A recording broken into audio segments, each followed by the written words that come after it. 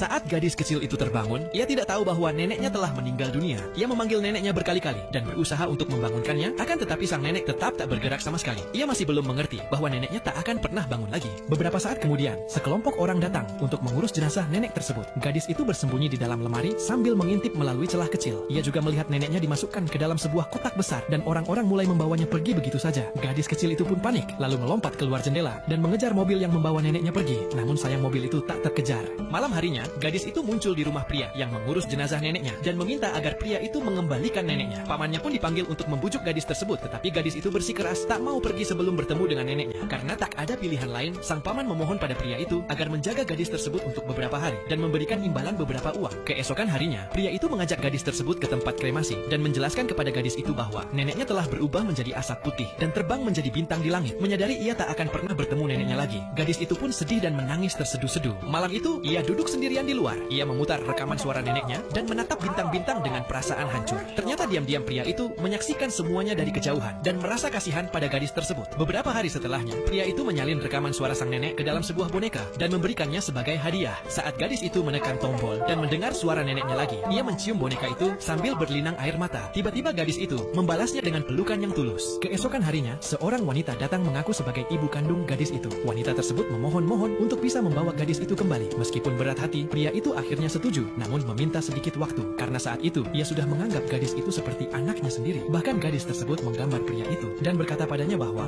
"Aku tidak takut kehilangan nenek lagi, karena sekarang aku punya ayah."